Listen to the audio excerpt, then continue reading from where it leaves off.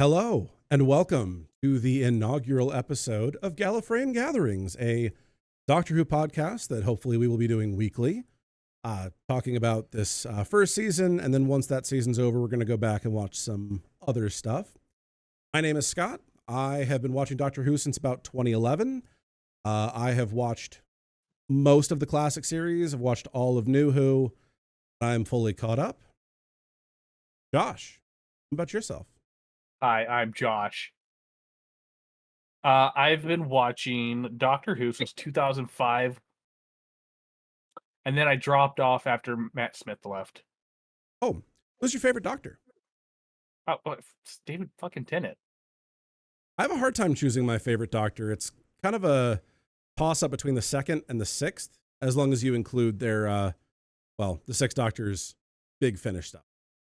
That's amazing. Two words. Scott, I have a Two hard words. time picking my favorite Doctor too. You don't count. 2 words. Raincoat, sneakers. Alex, tell us about yourself. Well, hello there. I'm Alex. I have been watching Doctor Who since May 17th, 2024. That's today. Just as a by the way for anyone watching in the What future. time did you start it? I want exact. I think I started around noon. So, we have a classic Who fan. We have a new Who fan. Brand new possible fan, hopefully. We're going to I will discuss... say I've seen clips, and I do have a favorite bit. Scott, who's my favorite Doctor? I always forget. That would be Peter Capaldi, the 12th Doctor.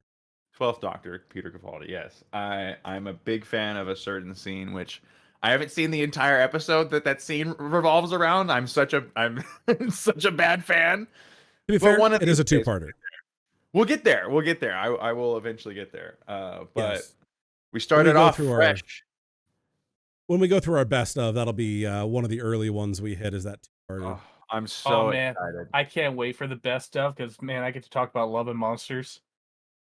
That'll be on the worst of. We'll get there eventually. For anybody who's seen the dollop, I'm definitely Gareth. I'm Alex, and I don't know what the topic's going to be about. Well, you have at least done the homework. You have watched the first 2 episodes of the season, not counting Church on Ruby Road. And we're going to start off by talking about Space Baby.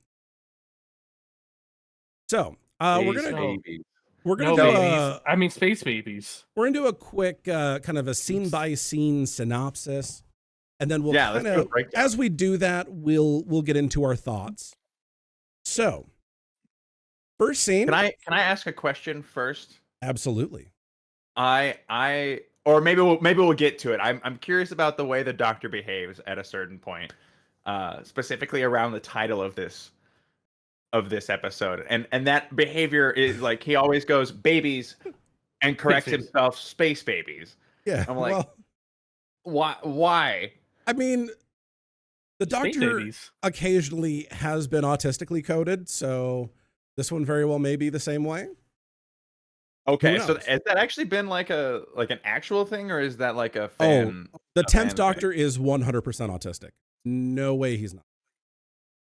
But it's never explicitly stated, or is it? No. Is it ever said? Never explicitly stated, but there's like breakdowns, and yeah, totally 100%.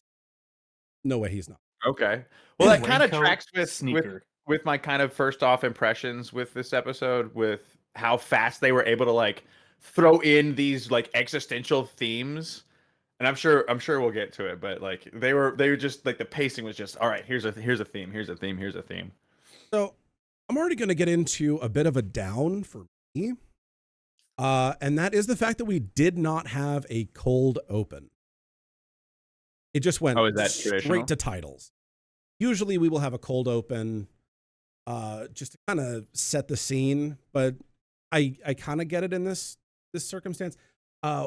One nice thing, they did fix the intro, the time vortex, and they added a little bit of a scene that I've got a screenshot up of.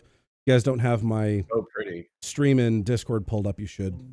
Yeah, no, I'm looking at it now. That's so pretty, honestly. Like that's so background worthy in my head. It really is. So yeah, they fixed the intro scene. It didn't look all that great in Church on Ruby Road. Looks a lot better now. So we have our first scene, Ruby entering the TARDIS.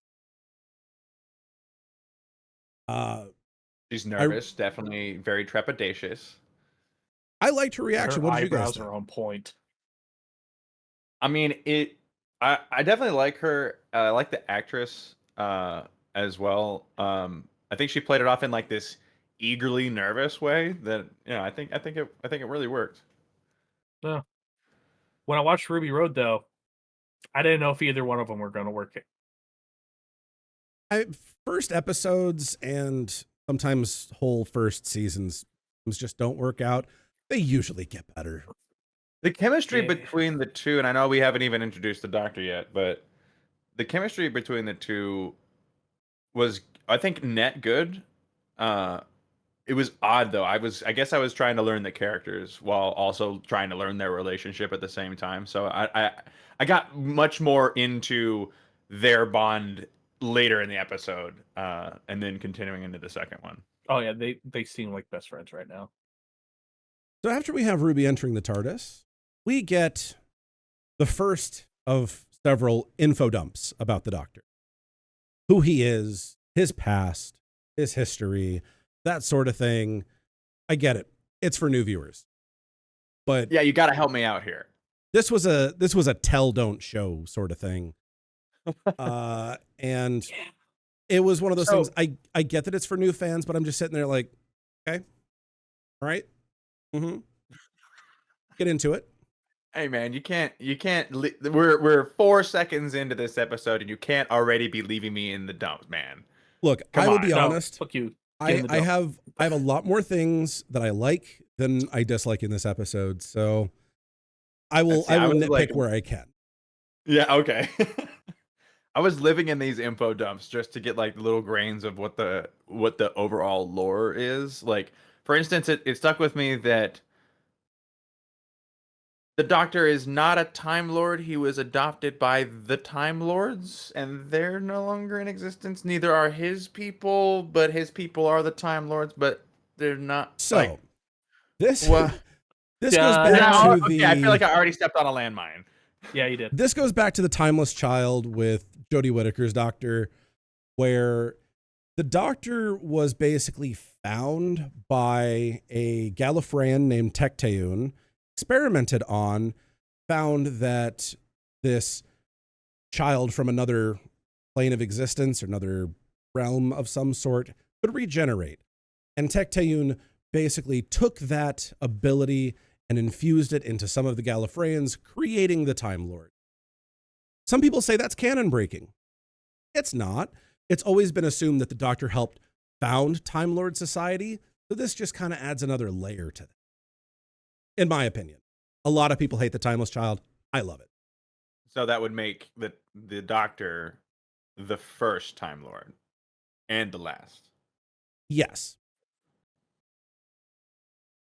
And so it was and that adds, basically you're saying that the new lore adds that it was an unwilling founding. Kind of. They kept erasing the Doctor's memory. It's a whole thing. I don't want to get too dragged down in the weeds by it, but yeah, it's interesting. I liked the connotations of it. A lot of people hate it. So this wasn't my back lore when I watched it. After the info dump, we get the first trip that the Doctor takes Ruby on, and that is back many millions of years to the dinosaurs. They spent their CGI budget right then and there. So something not even wisely. Something that I liked, not a lot of companions do this, but Ruby was the one that made sure that it was safe before she stepped out that door. A lot of companions oh my god, they all bolt. just run out. So good on her. Very smart companion. I like that. Obviously, you can see the dinosaurs here. I thought the CGI was really well done on this.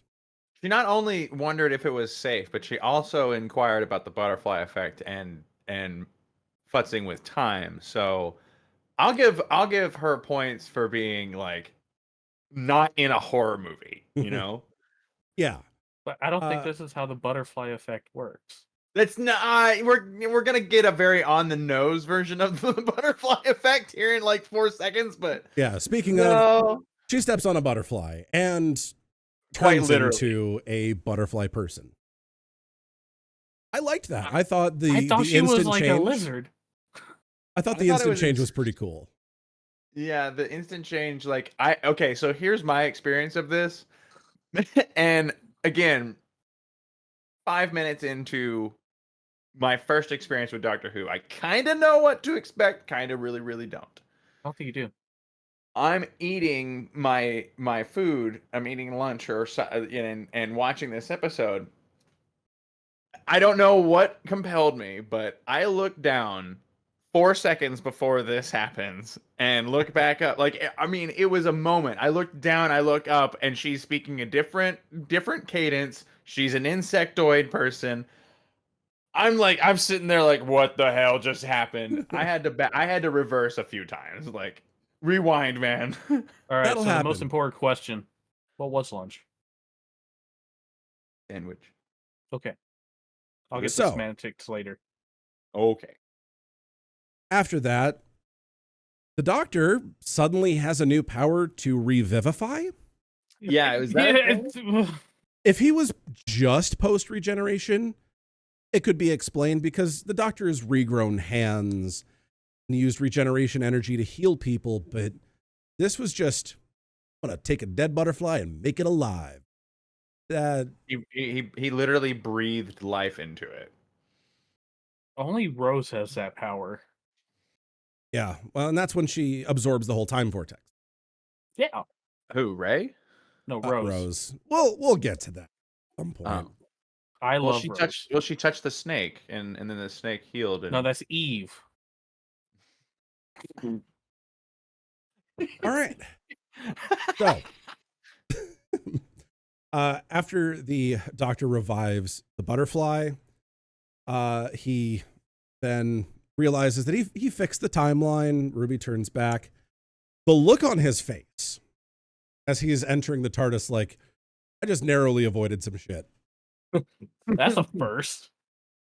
Yeah, I will say that there was quite a few times where his emotiveness, spot on, by the way, was just, wow, that was close, wasn't it? That's one of those looks. His expressions are great in all of this so far. Oh, yeah. Absolutely. Ruby gives him a year, and they fly off. I can't remember the exact year. It was like 25614 or something. It was like 2650 and then one other number. So it was a 5-digit number instead of a 4. I know it ended in 14 because of some of the screenshots I've got. That's okay. I could not remember. This shot of the TARDIS exiting the time vortex has been done once before in Classic Who, and I thought it was really well done here. Just it faded out of the time vortex and into space. Yeah, it's neat. So they land. The TARDIS kind of crash lands on the station. That normally doesn't happen. In the space station? So, it doesn't seem to sustain any damage or damage the ship. I've heard a theory. I think we'll get to that much later after we review the second episode. That kind of explains some of these oddities. I think I know what theory you're talking about. Well, if you want to go for it, go for it. No, not yet. We'll get to it. All right. So then we get a Star Trek. Ruby says something about transmats. Oh, like in Star Trek.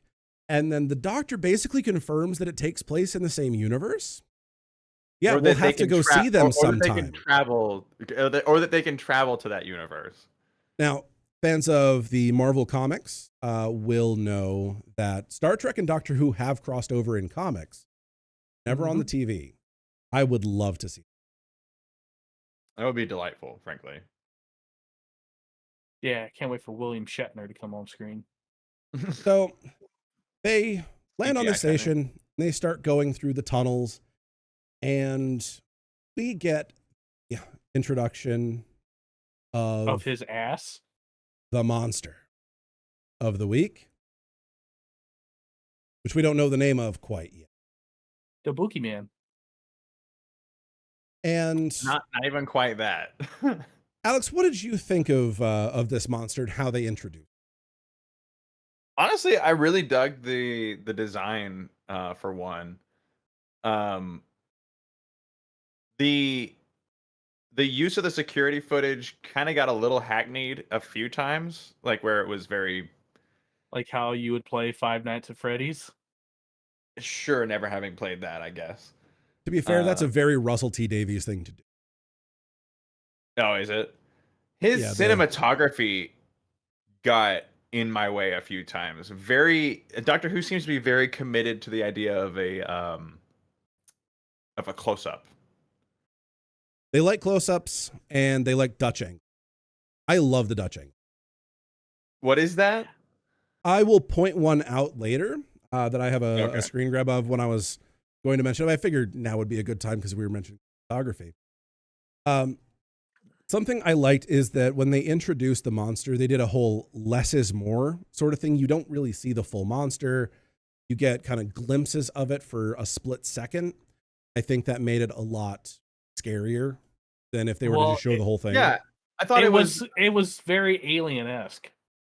Yeah, and I never quite got the like low budget campiness aspect out of it, which I was kind of expecting it to be a little bit campier. They got Disney money now. Yeah. Well, wait till my era. If you replace the plunger on the Dalek, I'm pretty sure the entire world will explode. Josh, you want to talk about campy in your era? About classic Who? Wobbly sets and all. Concrete Lady. Okay. This does not need to be a measurement contest here, okay? I've upset Scott, I'm sorry. Enemy grubs. We're about to have to turn off our cameras and start the dick measuring contest. Romulus and Remus. Anyway, moving on. The Doctor is actually scared of this monster, which is new. The Doctor's not normally scared of new things. He mentioned he points it out several times. Which again is for me, not for y'all. I loved the design of this elevator, the blue and kind of pinkish purple flickering. I really very calming. Liked that. It had kind of a cyberpunkish vibe to me. The Doctor holding his hand over Ruby's eyes as they're going down. Just like, let me go. Death grip. No. Loved it. Then we get the creepiest thing of the episode, in my opinion. Babies and vets. Talking? I'm Maybe they're just growing them for food. I loved that line. This was horrifying. No. This is Uncanny Valley shit. And we'll get even more into Uncanny Valley as the episode continues. Oh, God. We could just not. Let me just say, overall, like, if this was the tone of the whole series, this episode 1, I was going to have to be like, it's been fun, not for me. Doctor Who has been damn near every genre under the sun. If you don't like this, you'll like something else. Yeah. Yeah, I mean, I'm getting again ahead of myself a little bit, but I drastically enjoyed episode 2. I can't wait for you to watch Love and Monsters. Dude, episode 3, I am so excited for episode 3. Episode 3, yeah, that's right. Or whatever the episode after The Devil's Court is, Boom. It's written by Stephen Moffat, one of the best scriptwriters in modern Who. Josh, did this scene remind you of anything? No, because I was too busy thinking about how much the entire scene with the monster is just the ripoff of Alien. This reminded me. This scene reminds me of the end of episode 5, where they're looking off into the galaxy with Luke and Leia. Josh, I'm surprised. Exact same framing. I'm surprised that this doesn't remind you of episode 2 of the 9th Doctor's run, where they're looking at Earth in the year 5 billion when the Earth is about to. Oh shit! When the view screen opens and Rose looks down upon the Earth. Very reminiscent of that shot. God, In the year 3939. You're right. I wanted to point that. I thought it was an interesting reference. So then we get. I hate it. I hate it. Okay, wait. What is the design of the screwdriver? So the rumor going around, this hasn't been confirmed. The rumor going around is that people were using the older Sonics, which were more stick shaped, and pointing them like guns, and they didn't want to do that, so they wanted something rounder and this is an out of universe reason. Yes, and less weapon like. So they went with a 2002 TV remote style, I guess. That looks like a 70s remote interpretation, a 70s interpretation of what remotes will look like in the 2010s. It looks like an ergonomic mouse. That early 2000s, everything rounded and blue and silver look. Do you remember the perfectly circular Mac mouses for like the Mac M2s? I have big or the hands. M1s, I hated those. I had the same problem. They were awful. One thing I forgot to mention, after the whole view screen opening, we do get more info dumping. You might have to go over some of the info dump again, because some of it, like, I couldn't quite get all of it. I'm just gonna give me like what 50 years worth of info right in a snap. Trying to, but it was another one of those things where you're just kind of sitting back, like, okay, we're going through this again. I get it. It's for the new viewers. It's a reboot. So the Doctor sonics Ruby's phone, just like in the previous Russell T Davies era would happen with all of the companions. Nice little callback to that, to allow Ruby to contact people in her own time. I thought her phone was broken at first, but it turns out there were like fireworks, animated fireworks on her screen. I don't know. I want to point that out. Yeah, I thought it was something that was. Oh God! Is it crucial Fucking that Eric. she can contact people in her time? Like, what's the? It's come in handy in the past. To me, as a new user, that felt like the most. I'll just say, like, in a vacuum, because I know the season isn't over, but that was literally an abuse and an abuse of Chekhov's gun so hard, like you introduced a fucking MacGuffin and then you didn't fucking use it. She called her mom right away. No. I mean, use it you didn't use the gun. Like, yes, she called her mom. She gave an example of how it would work, but like, it was not a plot point and it was completely ignored in the second episode. I'm sure that it will get used later in the season. That's something it has to be. It's literally companions have. It's Chekhov's gun. It's literally that that's Red Harry. We then get the introduction of the babies, the space babies. Okay. Stop it. God damn. Why? What a little shit of a child. Eric was great. Don't you talk bad about Eric. I don't know why he kept correcting it, but I enjoyed it. Because he would always go, "Oh, and the babies, space babies." Like, the space babies. He had way too much fun with the space babies later on. All right, I need to know right now, why are they ageless? Science. Shut your mouth. I don't know that it was I want to hear from Scott.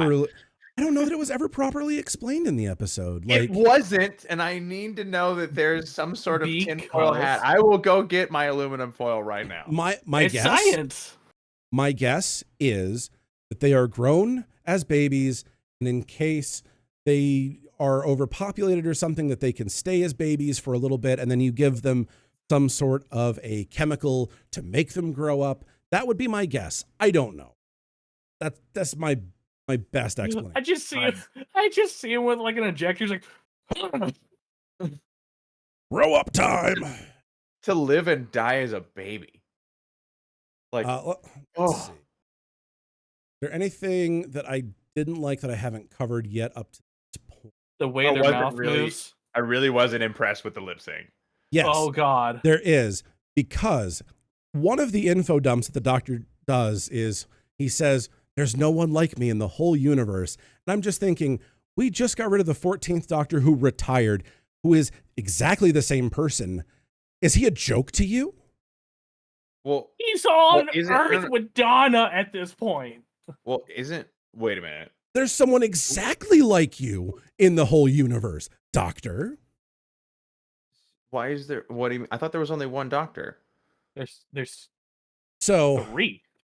There's okay. Now you have to tell me these things. There's 2. Gosh, I'm counting Metacrisis. This is gonna be that one is in a different pocket universe, and that one does not count.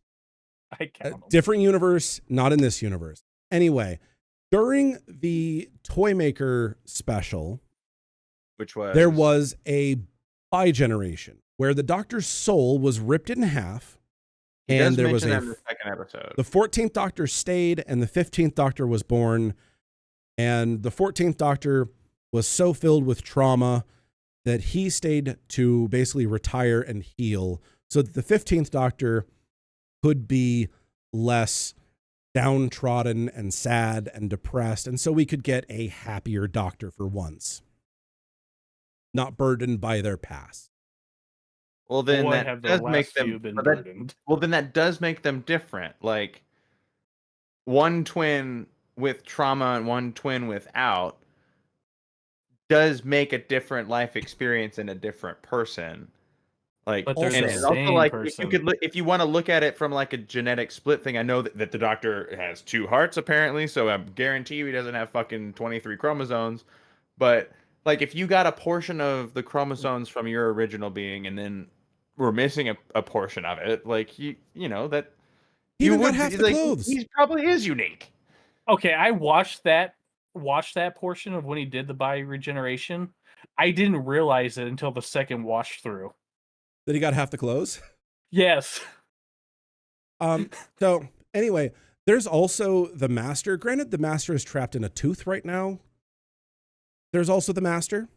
You could have given me 1,000 guesses. Again, that was in the Toymaker. That was in the Toymaker episode. Which definitely you should go back and watch. And then which I want that hinted to the next episode's villain. They name dropped another Time Lord that may still be out there as well, that I'm hoping is still out there. I would love to see them return. We'll get to that later. So much info dumping. The CGI of the mouths, Uncanny Valley, did not like. I will tell you what, I could not stop thinking about that goddamn mutual insurance commercial. I know, right? And E-Trade. That's it. No, it was E-Trade. Yes. Oh, yeah, I couldn't either. Because the actor, the Eric baby, looks exactly like that E-Trade baby. So, after we get the introduction of the babies, we get them thinking that Space babies. Who are 6 years old. Ruby and the Doctor are their mummy and daddy. A nice little thing. I did like all of the artwork on the walls. On the wall. Yeah, that was fun. Not above waist height. All kids, all babies draw on walls. It cannot be helped. I drew on paper. I don't think I ever. Oh, you know what? I think I did draw on the wall once. I got reprimanded sternly. My sister drew on boots once when she was young. Ooh, boots? Interesting canvas choice. Yep. Another thing I liked was that they had all the Rube Goldberg shit. Different accessibility machines made of Tinker Toys.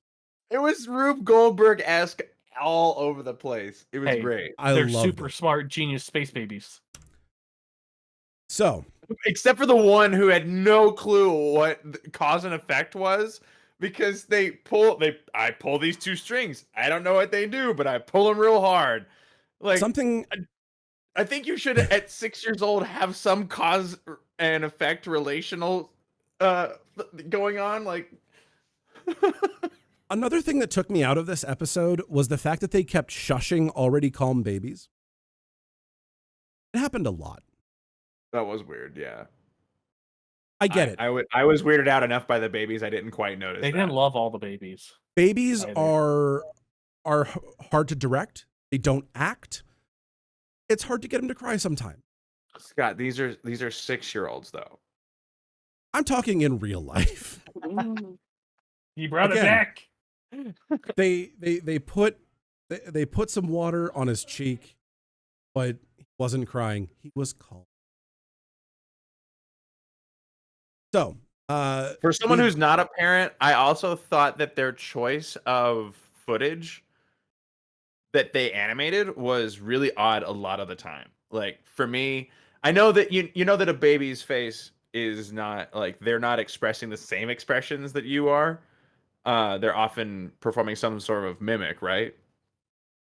Yeah, but they're 6. Like, well, shush. But I'm talking about like the choice from the directors here. Like there was often a lot of times where the thought and sentiment, like from the voice actor and from the words, was like more uplifting, and they used a shot of the baby where the baby was clearly doing like a concerned like oh this god face. Yeah, like one of these, like a grimace almost, and I'm like, that really disconnected me. Like that, yeah, exactly. Like it's kind of a grimace, but here it was like, oh, thank you, kind of energy. So that for me, especially not being a parent myself, that really took me out of it. But Ruby, I love Ruby. Ruby, love Ruby. Then we get probably the most heartbreaking scene. Did we grow up wrong? Oh god. Oh. Right to the heart. That one hit me. That one hit me hard. Like this is the kind of thing I was talking about. Like they will go from 0 to 60.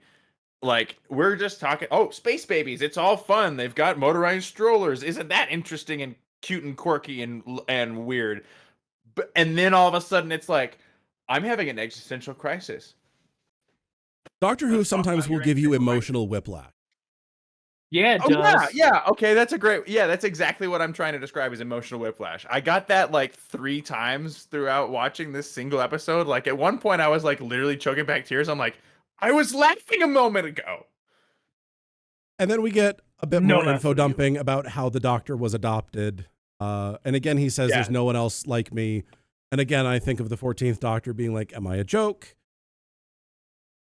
He is. Now. There's no way they treated him that way. That's probably just giving this, like, you can't also, on the other side of that coin, it would be really rude and really unfortunate to cast or to try to shove this new Doctor into something like it's not allowing them to have their own identity as the Doctor, right? If they have to be identical to I know they kind of wrote themselves a little bit in a corner here, but I think they're going more with like the fraternal twins split thing rather than like. Yeah, I get that. One thing I will say, Russell T Davies did confirm that David Tennant will never return to Doctor Who. So we've seen the last of him. Why? To be honest, he has been in so much Doctor Who. It is time to move on. So we get the reveal of Nanny, and we get new teeth. And we get the best foreshadowing. That I didn't see this one. I thought this was a red herring. There are no red herrings in Russell T Davies. Everything leads somewhere. I'm calling it right now. If the fucking Chekhov's gun of the cell phone does not pay off, I'm coming for your lunch money. It's never going to pay off, Alex. We have 6 more episodes after these. So, how many are in the season? I think it's an 8-episode season. So, what is it with this time in our lives? You remember when we were kids and you used to get 30 episodes in a season? CGI takes a long time to do and get right, and they still not. They still did One Piece, and it's like wrong. Fucking 60 episodes a season. Well, not with these with the new AI coming out. We won't even need to pay artists. Anyway, one of my favorite moments is the Doctor scaring the shit out of those babies. What This was that my about? favorite Pokemon! fucking part. What the shit was that about? Where he just switches personalities and he's like, "Oh yeah, I've tried this entire scene to calm these fuckers down. Now I have a weapon. Here, look at this." I That's loved a very it. Doctor He move, is. honestly. It is. He's kind of a prankster Doctor, and I quite like that. I've seen all I got. Matt Smith's was a prankster-esque, wasn't he? Oh, I don't know how to. He was a hipster. Yeah. What do you mean by hipster? It's hard to explain, but I immediately imagined Matt Smith with a trilby. a fez. Oh, I did hear about the fez. What the fuck is with He wore a fez. He wore a Stetson for a little bit. He had a bow tie. He had a professor's tweed jacket. The bow tie I get. The tweed jacket I get. The fez is odd. See, this is why I Fezes appreciate are the cool. trench coat and sneakers. French coat seems Big odd. long scarves, multicolored coats. Yeah, like he's an eccentric individual for sure. Like for one, I would love a sweater thing shirt that fits me this well. A sweater tee. I don't know what it's called, but dude Well, it's a had deep V. swag going on in this entire outfit. Probably wouldn't have tucked it in myself. He pulled it the fuck off. Anyways, I guess odd eccentric wear is fairly common for the Doctor. Yes. Oh, 100%. Each one has their own style. Sometimes they make him a bit more human in his incarnations, and sometimes they make him very alien. Okay. The Doctor picks up a headset, talks to Nanny, and gets told to go to portal 357. But why? The third time, it's a little bit more. Just do it. Oh, for God's sakes, just go to portal 357. And that's when you know that Nanny's not just computer broke. Nani? I don't know. At that point, I was totally buying into the idea of a sassy sentient AI. That would have been fun. So, after that, we get the hallway scene where the Doctor info dumps a little bit more. I thought this was kind of a touching scene, actually. It was. I did like this scene. They're setting up, again, more of the mystery of Ruby Sunday, who the person was that dropped off Ruby on the steps of that church. I have a theory that we will get to. Yeah, this kind of stuff gives me Jonathan Nolan writing vibes, where we're like, we're gonna go ahead and play with timelines. We're doing some Westworld. We're doing some Fallout. The mystery is involved with the timeline. I dig this stuff. Absolutely. Well, I think you'll really like Russell T Davies then, because he sets up these season-long arcs, and sometimes you don't even see them coming until it's too late.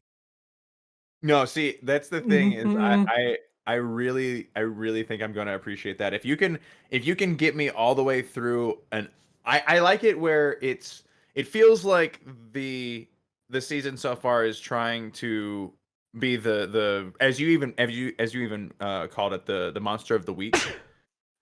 But also trying to have this overarching subplot. So many shows fuck up the overarching plot and just make it so hackneyed or so neutered that it doesn't have, like, it starts out trying to say something and then doesn't even commit to it. That would be really good. What else has Russell Davies done? I guess he's not the only director on Doctor Who.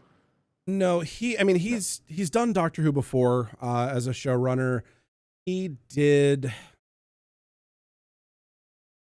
Oh God, I don't remember. I would have to look at his. We might have to come back to it, but you obviously know that you like him from prior.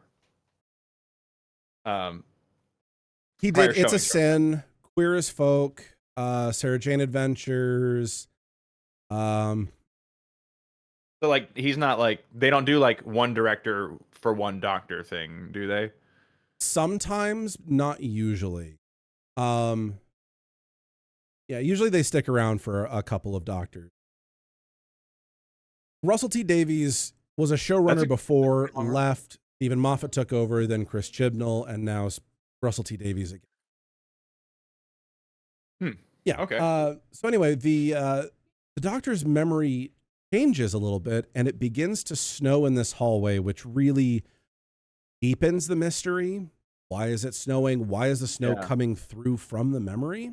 Yeah, so I got a question about that too. So I know that we're dealing with timey-wimey, wibbly-wobbly, but for his memory to be flaky about that night, what level of time separation do we have from, because that doctor, this current incarnation of the Doctor appeared at that time.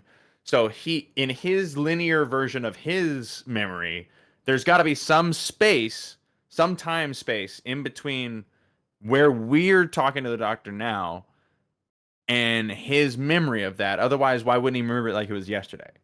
Here's the thing. I don't think his memory is faulty. I think his memory legitimately got changed. And I think that's because we are dealing with another of the Parthenon gods, which we'll get into more when we talk Devil's Chord later on. Parthenon or Pantheon? Pantheon, pretty sure excuse me. Pantheon. Okay. So tomato. They get to Portal 357. I know. And they meet, I think her name was Jocelyn. Yeah, I think so. And she has a bit of a temper and a bit of a foul mouth, which I quite like. Well, it led to some good humor later on. Nanny filter.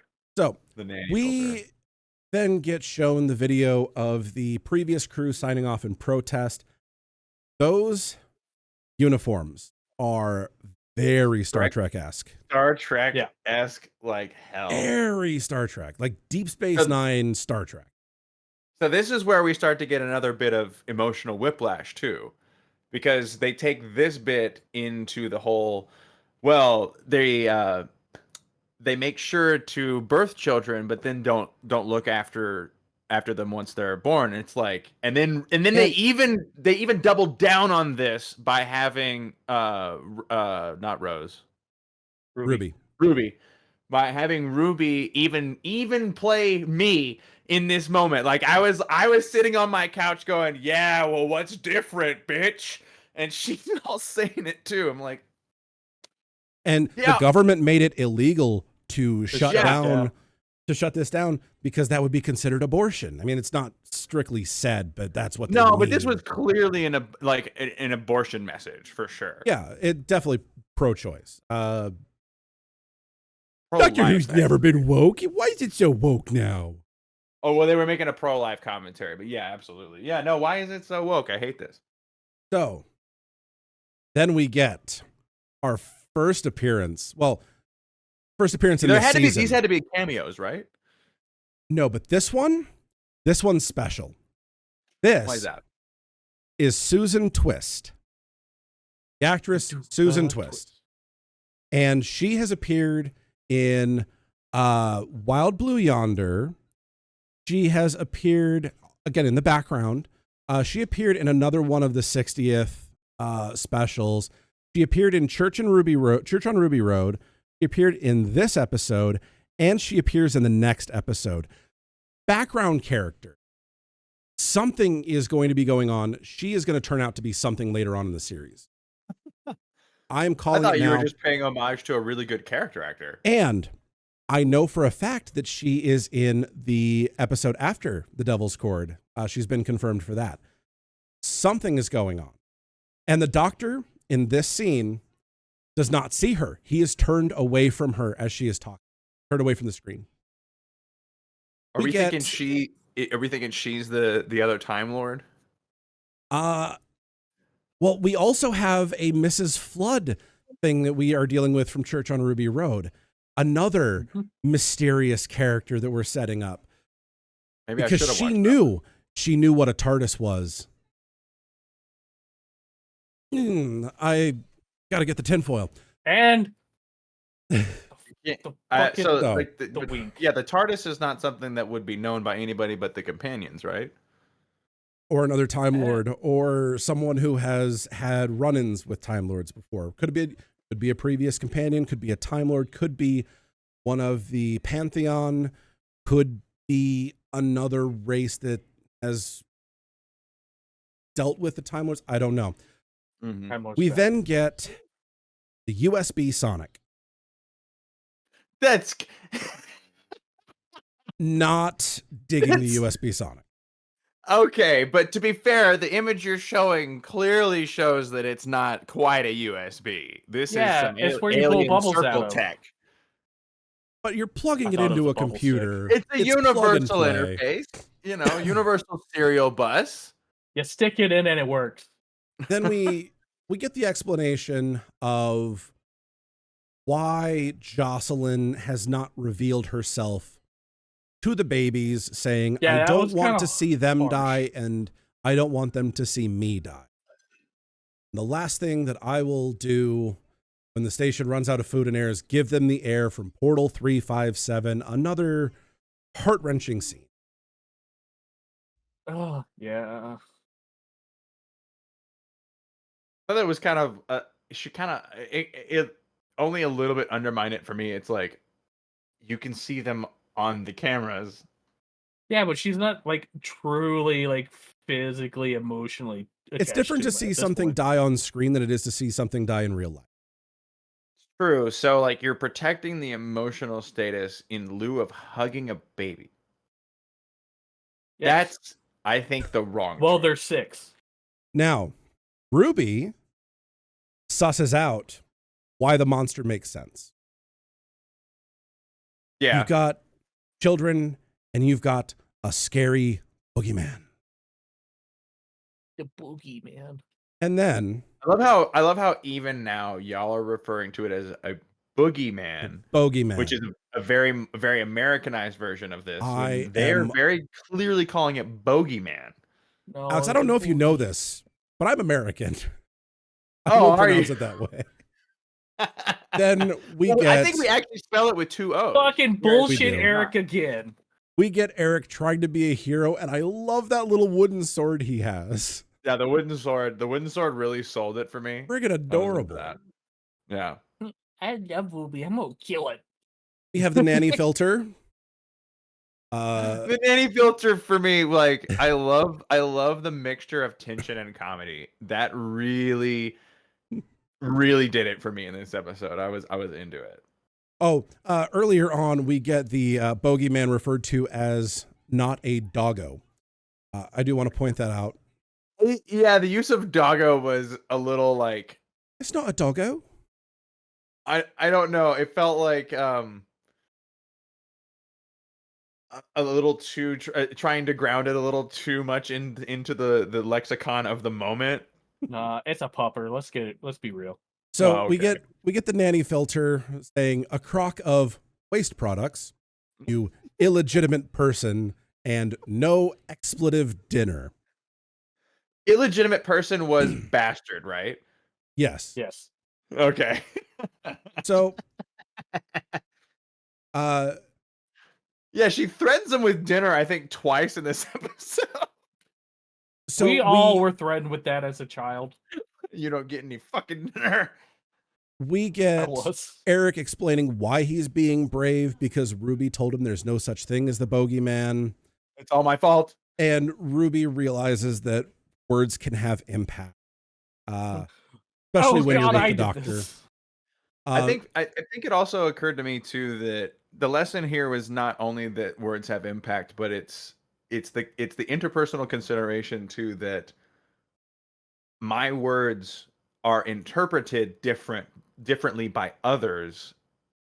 Just because I understood what I meant, clearly Eric did not understand the implication of my words completely. And you think with her being a foster kid and with her mother fostering 34 children. Orphan. What did you just fucking say? Wow. We're going there already. What the fuck? This is the worst. I'm the worst, sorry.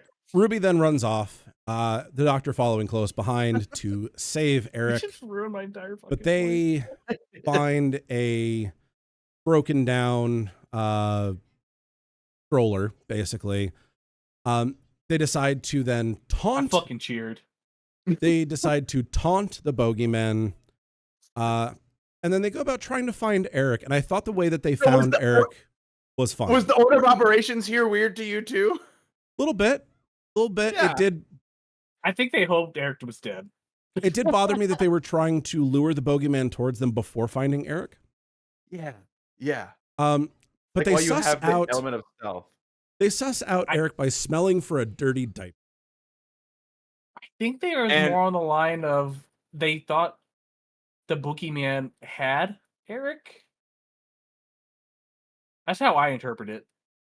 That's probably the most charitable interpretation of this. I think that's probably how they intended it. Now that you say it, but back on the point that you were making, Scott, that's an odd skill that the Doctor has. I mean, honestly, you can smell them from a little further away than you think. Yeah, I don't know that I have the ability to go, oh, over there. You got to follow the wind. Then we get a jump scare. Sure. Fucking alien. Goddamn xenomorphs. Well, it's like a xenomorph, but like it almost has like a whale quality to it with like the I forget the actual name for the screens that they have in their filters, mouths. The filters, yeah. It kind of gave me that vibe, but in like a very like shardy teeth way. It didn't like undermine it. The way they filmed it, like the way they hit it, a scene that comes up right after this, it's just straight up stolen from it. Yeah. But I mean, it worked for Alien, so the use of that inspiration, I think, was very effective here. It was. We get baby rescue and baby with a flamethrower. For me, I had a problem with this scene. The worst thing, okay, go ahead. Why the fuck did they let that kid touch the very end of the hot pouring part? That was the only thing I had wrong with this scene. I like this. They fire it off, and then they cut back to the baby, and the baby's just going on the end of the emitter, and I'm like, it's hard to direct babies. I've never worked with babies or animals. That's why they should have torched it. Like, hot. So, the Doctor and Ruby then go to try to find out more about the bogeyman. And Jocelyn details when the bogeyman first showed up, which was 6 years ago, around the same time that the babies were born. They go to analyze the spoor. Ruby Which was slips. Spelled really weirdly in the subtitles. Ruby slips and gets covered in goo. And we find out that goo is bogies or boogers, not whatever you want to call it. It's very literal. This was 100% aliens. And we find out the hive. Yeah. We find out that the machine gave birth to the bogeyman due to runaway educational software. Kind of went crazy. Yeah, I thought that was an interesting twist that they really didn't touch on further. Because, for instance, they have this plan throughout the episode to take the TARDIS and escape in the TARDIS and deliver them wherever they need to be delivered, which ends up getting scrapped in the end. So the implication for me is they just took a very oddly hostile, confused, very powerful artificial intelligence with them to wherever the fuck baby world is going to be. Well, from what I understand, that's a refugee planet. Jocelyn shut down the AI, but not before it created that. That's how I understood. Okay. So, I missed that part then. Okay, very good. After we find out that the bogeyman is made of snot. Fairly comical. I'm just saying, get the Doctor when it first happened, just laughing at Ruby because she is covered in snot. Yeah, and she doesn't really appreciate that. I was just happy it was Snot. I thought it was hilarious. I like this kind of playful, mischievous doctor. Yeah, I definitely am digging the doctor so far. So, Bogeyman shows up, scares them into a chase scene. The Sonic conveniently finishes calibrating the systems, and Jocelyn leads them into the airlock and tries to shoot the Bogeyman out into space. A legitimate reaction, I think. Yeah, but he got a baby. I liked the CGI and I liked the snot flying off out the airlock. I thought that was pretty cool. I thought it was a little bit voluminous for how long this scene goes on. Yeah. It was very Alien 4 Resurrection. So it was so Alien 4 Resurrection. Oh my god. The fucking we get another info dump back to previously in the episode of his exposition about how he's the last one in the universe of his kind. Again, telling instead of showing. Yeah, there was a lot of tell don't show, but like the pacing on this episode too was at a sprint. Sometimes we get that. Yeah. So the doctor goes into the airlock to try to save the Bogeyman, and we get my biggest complaint of the episode. Oh, let's go. Let's do this. Physics do not work like that. Decompression does not work like that. That would be like an acceleration rather than a decompression. Yeah, but he's the doctor. Why would he get thrown back into the wall? The wall doesn't have any suction going on. All the suction is going outside. I think they were saying like he was in the used the magic gloves from the first episode. No, about those, but no, he didn't. I'm with Scott on this one. This really bugged the hell out of me because this kind of trope gets used so often, so many places, so wrongly. Yeah. If you were to have even explosive decompression in a spaceship, the amount of suction you would experience is basically nothing. Like, if you want to get a good example of this, The Expanse is a really good example of true to life physics, where if you were to get something like a basketball-sized hole in your vacuum sealed spaceship, all you'd have to do is put a clipboard over it and it would stop. Like, you don't like it's not the kind of thing where there's a pinhole in the side of my ship and now all of a sudden my body gets contorted and liquefied out through a faucet. We stopped talking about Alien 4 a long time ago. Also, the air would not be pulling. Work in that either. The air would not be pulling out of the airlock for that long. No, see, I think the thing that really bothered me, like I was willing to forgive this because this is such a tried and true trope that, you know, we have an open vector to space. Everything is rushing out. Yeah, fine. Okay, cool. I love a good narrative.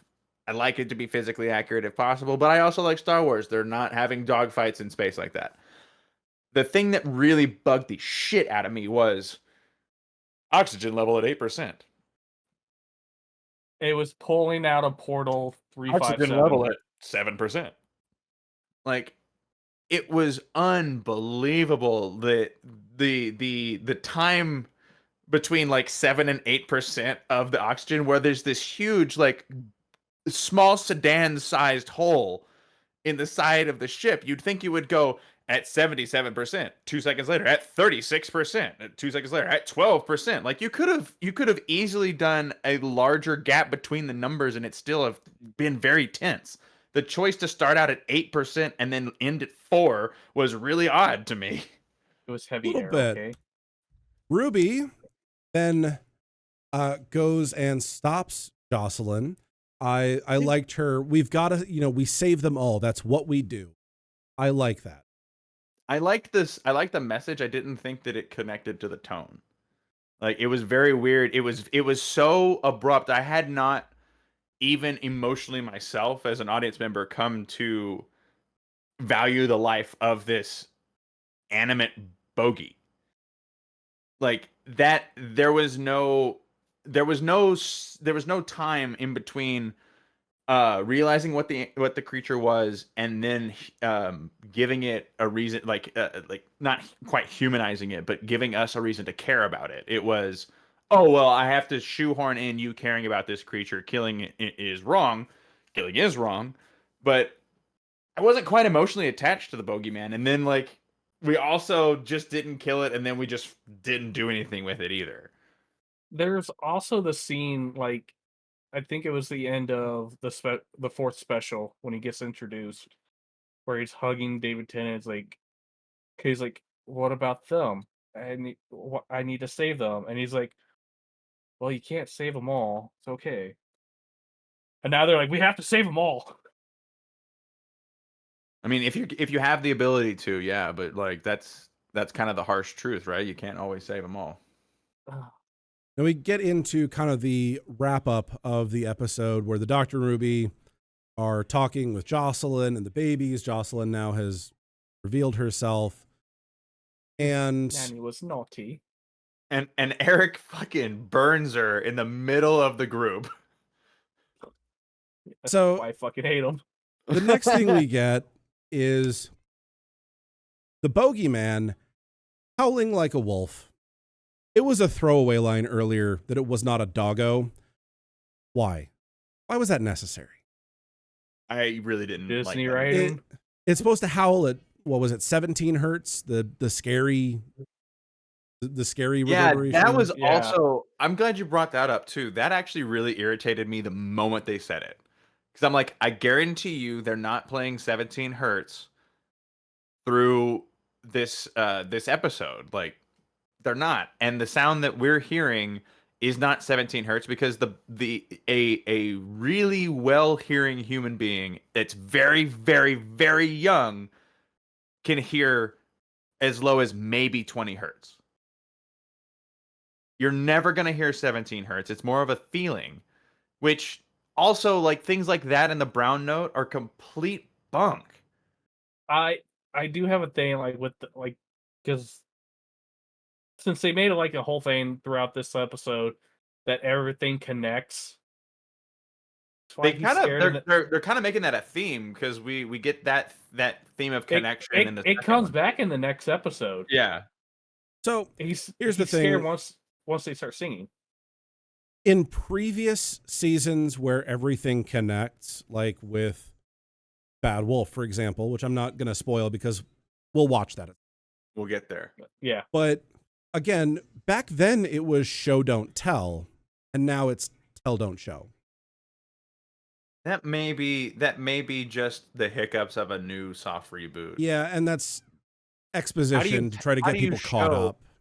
Yeah, how do you show 30, 40, 50 years of television to me and still tell a story? Yeah, I get that. And yeah. So then we get the doctor the obligatory fart joke of the episode. Explaining how they're going to get the babies to a new planet. There was a buildup of pressure due to methane from dirty diapers. And then we get a fart joke. I'm going to let it rip. A literal, like, it was not only a implied fart joke. They went ahead and said the fart joke. Then they went ahead and showed the fart joke. And they made the ship look like an ass. Promoting polluting the universe. Oh my God, the ship does look like an ass. They made it look like an ass farting. I just want to point out. How did I not see that? So they take off towards the planet. I changed my mind. This episode is gold. This is brilliant. This is genius. We get the obligatory travel with me speech that he's done with so many previous companions. Very, very Russell T Davies way of doing this. And he offers the TARDIS key. Something we haven't seen the Doctor do since Russell T Davies left. Did the Pawns get one? I don't know. It's a nice call. It felt very would you move in with me? Ruby convinces herself, and yeah, she does. That scene, actually, I gotta say that the acting between the two, when she's like, yes, you know, that whole series Yeah, that. It was good. I thought that whole bit would have been exceedingly difficult to act out, and I think that they both just did a spectacular job of like building up the tension and then the relief and then the joy out of it all. I thought that was so brilliant, and like I almost felt the fun that they were having in that moment. It was really great. We then have them go inside the TARDIS, and we get the "one thing I can never do" speech, where he says, "I can't take you back to that church on Ruby Road." Is this common? Josh, you remember that episode, Father's Day? Oh, Did you with say the Reapers? yeah.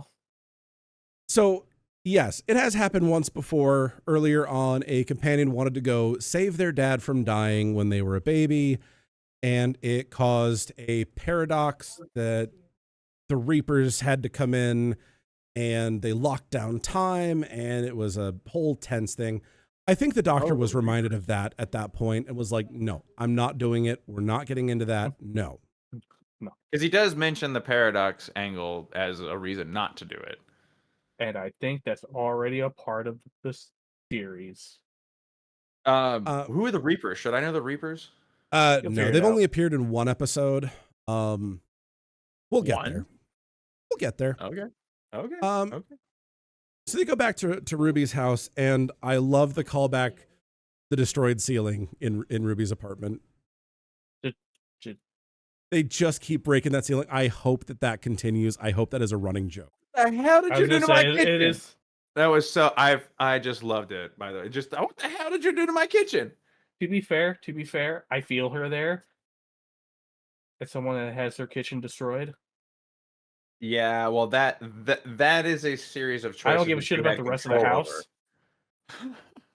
I don't give a shit about the rest of the house, but my kitchen.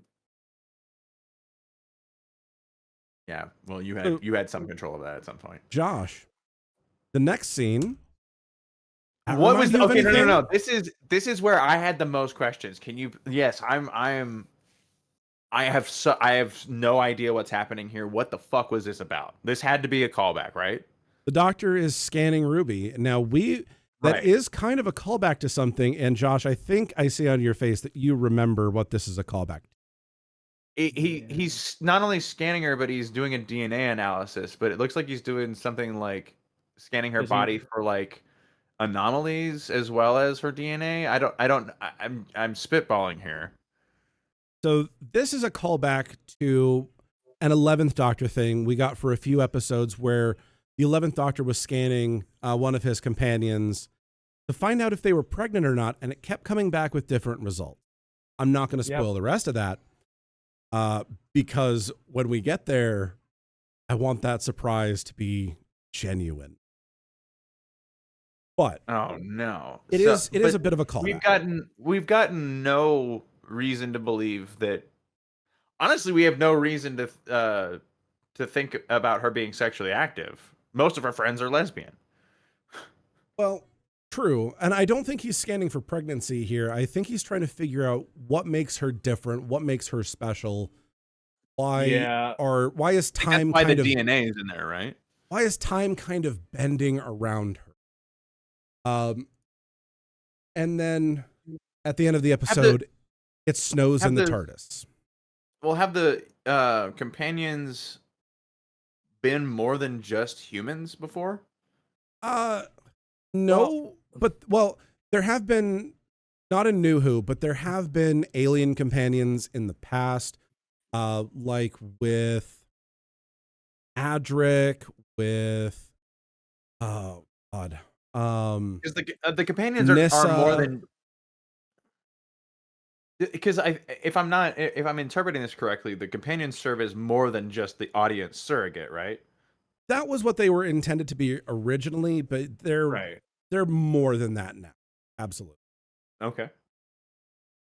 So final shot. It's snowing in the TARDIS. Super cool callback. I loved this. This just really solidified that intrigue for me. So they're really deepening the mystery, and I really like that. Yeah, give me more of this. I want more of this. Then we get to the second episode of the season of the release day thing that they did, which is the Devil's Chord. Can I just say that I adored this entire episode. I have very few. I do have some, but some minor nits I'd like to pick. But oh God, did this literally hit a chord for me? You're gonna make me do it, huh? I am. Yeah. So I've been saving that all night, man. We do get a cold open with this episode of this was fun. A musician, I don't remember his name, teaching a child by the name of Henry Arbinger. We'll get to that. And oh my God. Can we just say I could spend the entire podcast talking about this actor. Whomever, because I haven't looked up the IMDb yet, whomever plays Maestro, I have never, ever seen someone chew the scenery so well. Jinx Monsoon, and they were phenomenal. We will get more into that.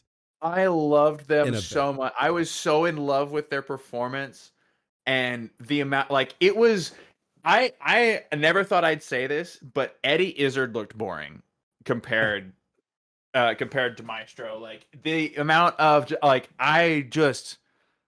the amount of facial expression that they were able to achieve and convey, it was so on point. I will definitely be rewatching this episode just to watch the Maestro. So this music teacher plays the Devil's Chord, the tritone, supposedly banned in medieval times. I don't think it actually was, but it was used with less frequency. Like banning, I think, is a strong way of putting it. But that honestly kind of like naming the chord and then the way they do the chord at the end, I think were some of the weakest parts of the episode itself. It's like the tritone has been known about since the 12-tone scale. Like the tritone is not a new thing. The first two things I have on my things I liked about this episode, we got a cold open with a genius causing problems. That is very Doctor Who. Mm-hmm. Very Doctor Who. Oh, so that's a trope, the genius trope. And then my second thing on here that I have is Maestro plays this part to perfection. Oh, Jinx Monsoon, absolutely phenomenal in this. What's their name? Jinx Monsoon. Oh, that's their stage name. The thing is, like, they played it so well, like you hated the character. I didn't though. No, I when Maestro comes in, like, God damn it! But it's because they played him so well.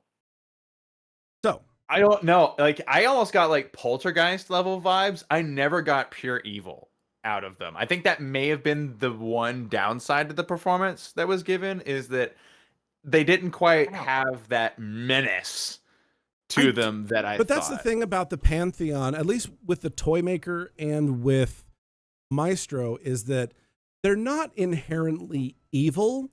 They just have their own wants that they want to put in on the universe. But I don't think they're doing it purely to be evil. They're doing it for their own themselves amusement. Because and I think actually you're right, Scott. Because that's kind of almost, I guess, implicitly stated later on in the episode, where we get that scene where we get the motivations of Maestro, and it's kind of revealed like, well, I'm not doing this for evil. It's, I want to be solo. I want this type of, like, it's the goals. The goal is not to be evil. That just happens to be the expression it takes to the people that the Pantheon is inflicting whatever they want to do to us. And it was like that with the Toymaker too. They just wanted to play games for eternity. The Toymaker was Neil Patrick Harris, right? So, well, that's all right then. We find out that Henry Arbinger stood for Harbinger, and I think they hit us a little over the head with it because they showed it in the book. and then re-explained it. Yeah, a little It heavy-handed. was a little much. Like, were they trying to go with because they're going with the Devil's Chord. They're going with Harbinger, like Harbinger of Doom, Harbinger of the Apocalypse. But Maestro's not the devil. So I guess I kind of got twisted, at least in the first part of the episode, where I was like, is Maestro supposed to be the embodiment of the devil? No, in it's this the case? embodiment Like, of it's the the devil went down to Harbinger. Georgia Nah, because they play the fiddle. We'll get yeah. to that. That also like is the scene I hate most of this episode. So then we get the Maestro kind of doing in this I didn't. music teacher. The CGI notes, they were okay. Did you not love those? No, I will actually say hated those. the nice thing is Oh. they did use a physical prop to at least get the lighting right on it. I like the way that they did the wrappings on Ruby later as well, but I thought this was kind of whimsically Fantasia-esque.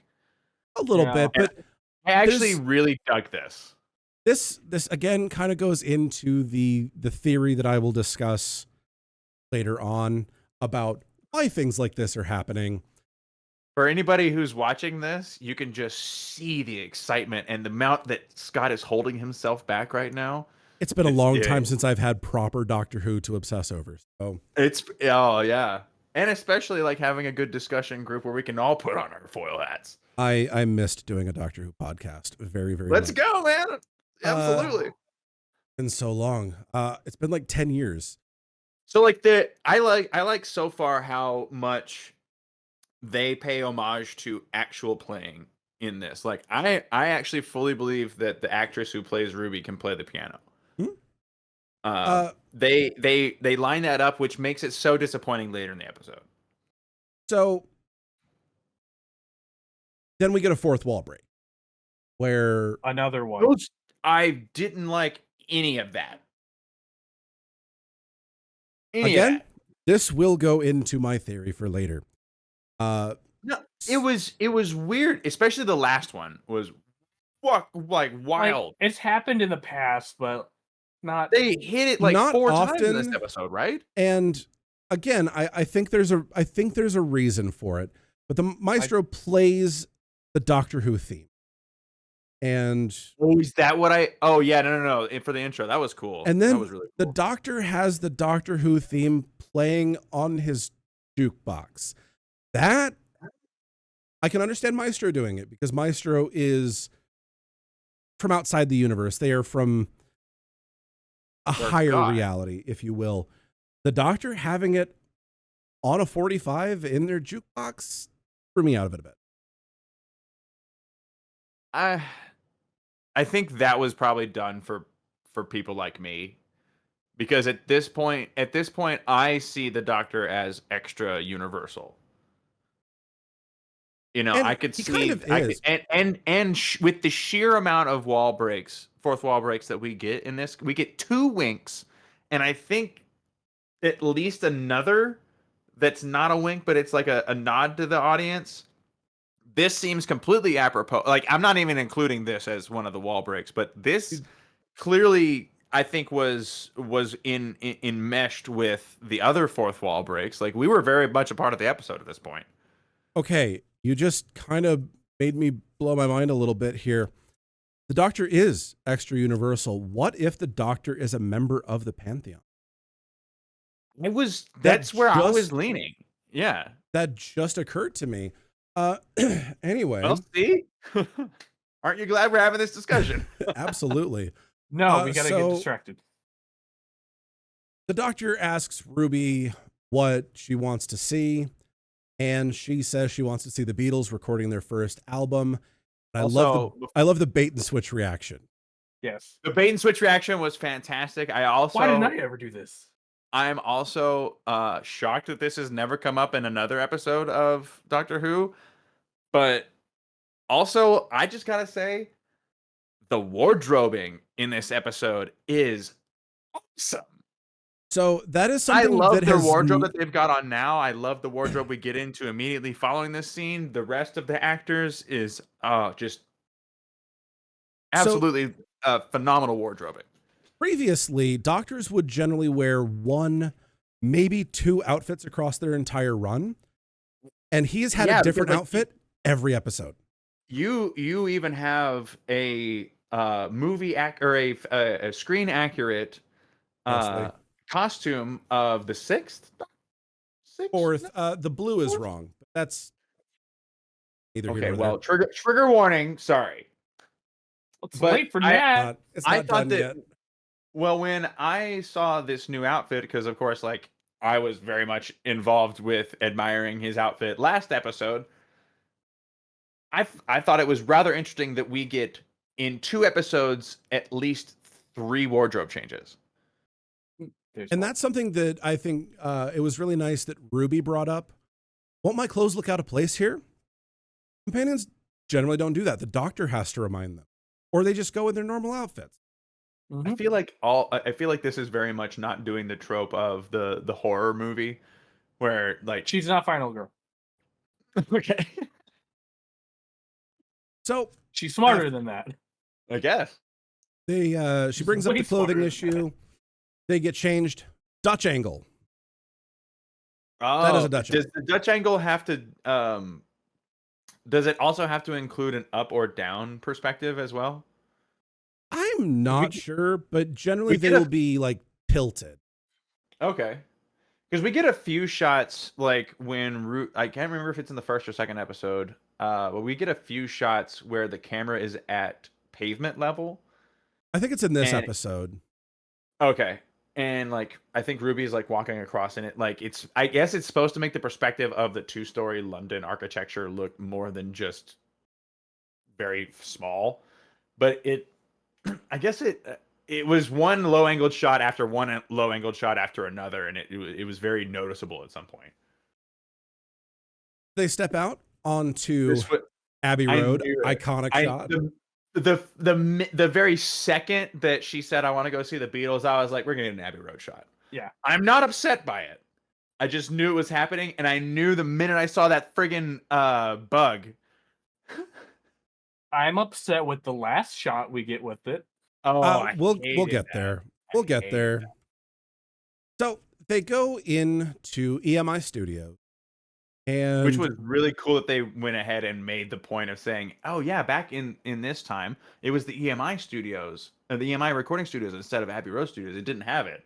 And they bring in the historical piano, and I was in hog heaven, dude. Ruby takes the initiative and tells the waitress, I don't know what she is, brings tea to people. I would just say staff. I don't know. She tells them they can take some time off, and they go off to deliver tea to the Beatles. Because remember that there's always a Janet. Always a Janet. And you can always use a cuppa. I've been to multiple places where there's a Janet higher up, so it's oddly accurate. I did not think that was going to work based on the way that they were interplaying with each other, and then it just worked. I'm like, oh, cool. I guess I rolled a 19 or something. It's the doctor and the companions. It works. All right. So they go see the Beatles, and the Beatles are playing a really terrible song about a dog. This hurt my heart. This is my dog. This is not your dog. And it's mine. If you want a dog, go get your own dog. You know, that sort of thing. So this was really contrived. I get why they were doing this, but like the conversation they have with them later makes it seem really strange. So they kind of go through the studio and find out that all of the musicians here are playing terrible music, and it physically hurts the doctor. I love that little interaction between them where she's just kind of like,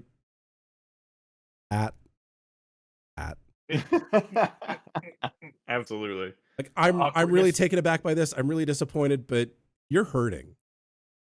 This hurts your soul. I wanted to come here, but now you're dying. So they make their way to the cafeteria and find that everything's gone dull. And we get the first mention of Aeolian tone,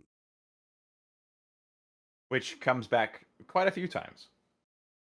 And reminds me of SpongeBob when there is that statue of SpongeBob that has the wind blowing through it that creates the tones that the jellyfish love. I don't know why it made me think of that. Oh yeah, but it did. Though that wouldn't quite be Aeolian because it had the hands of creator on it. So the Doctor finds a newspaper and reads it and finds out that Russia has invaded, I think, Finland. Yeah, I think it was Finland, yeah. Which never happened. So he finds out that didn't happen. History's been changed. So, like, what's the deal with that, actually? But, like, I know that you have to, like, have something for the Doctor to do. Otherwise, why are we watching the show every week? But it felt very convenient that, like, we just wanted to we just happened to want to go here, and we just happened to be at the conception of Maestro's plan, or like the crux of it, so to speak. So it's been explained that the TARDIS will take them where they need to go rather than where they want to go, and that the TARDIS will actively find threats to the timeline, and it just happened to coincide with where they wanted to go, and that happens a lot. It's a trope. It's a trope. It has to for the narrative to work. Though I think it's like juxtaposed with the fact that the Doctor said very explicitly, I have no taxes, I have no bills, I have no jobs, I have no reason, I have no rhyme. I do what I want, I have freedom. I am not here to fix the timeline. I am not here to do anything. I do whatever the fuck I feel like. So it feels what like I want, Sam, I am. Yeah, so it feels like the TARDIS having this agenda and the Doctor being whatever the hell the Doctor is. They feel he saves from evil. Do you remember the last episode I mentioned Susan Twist? Because again, and you do the twist. Oh no, that's who that is. And of course, the only side actor with a meaningful amount of lines. And again, Doctor is looking away. Unless she has her back turned, the Doctor still does not see her. 2 episodes really in a row. That's a detail. Yeah. Joke's on you. She's actually River Song. I have a theory of who she is, or who Mrs. Flood is. Get there. Saying that. Anyway, after the Susan Twist cameo of the week, we get the Doctor and Ruby talking to Paul and John. Paul McCartney and John Lennon, obviously, for those who don't know Beatles. And I don't know that guy really pulled off the Paul McCartney look. The other guy really pulled off John Lennon. I was able to suspend my disbelief. So was I. So the Doctor finds out. Just got Paul McCartney. Yeah, they could have. Just do the whole Jeff Bridges thing in Tron. Yeah. Oh, no. They've done it before. Might as well do it again. Hey, Peter Cushing. It's fine. We don't talk about that one. It didn't work for me in Fallout, but maybe it'll work here. I don't. It didn't work with Peter Cushing. So, they find out when approximately the world changed, and the Doctor helps Paul kind of find a song hidden in his mind, and he says, it just feels like the holiest thing ever. And he starts to sing, and why is my mouse showing up on that? It shouldn't. It's been. Yeah, it's been. So anyway, Paul starts singing, and everyone kind of looks at him and we get a really cool slow-mo shot of the spoon dropping and Maestro appearing in a lot of the reflection. Anything reflective, yeah. The fucking scream they do. Oh, that one? Yes. I hated that, actually. That was hard to get a screenshot of because it was so fast. Yeah. God, I don't know why I did not like that. There's a good few points in there where I was sitting there going, yeah, you could do metal. In the alley. Oh, that was great. That scream they did. That worked. That worked so fucking well. Yeah. It was, I'm So into it. afterwards, This was so weird. I didn't like. This was so weird. Paul freaks out, and Paul and John both walk away, upset, and it leaves the Doctor and Ruby a bit confused. Obviously, it was a little confusing. It was kind of a what? It went from you're opening your heart and into this moment to you're disgusting. You know, like I think it was supposed to be he felt embarrassed, and some people's reaction to embarrassment is anger. I think that's what happened. See, when I first watched it, I thought it was more of like Maestro like taking over, like their influence. Yeah, I didn't see any evidence for that moving forward, but I kind of got that impression too. Like it was more like the influence had been reestablished. Could very well be. Ooh, I'm lagging a little. Yeah, you were. So we then go out to another Dutch angle. A Dutch angle, the alleyway where they are putting the piano up on the roof of EMI Studios, which again, very reminiscent of the whole Let It Be concert that they did on the roof of that studio. Definitely what they were going for there. Doesn't want to scoop. And then note here. Actually, Scott, can we take a just 30-second break real quick? Yeah. Yeah, give me 1 second. We are back. So they take it up to the roof, and they find that London has a lot more smog than they expected. I don't necessarily know that really went anywhere, the whole smog angle. No, I don't think so. I think it was more of a commentary about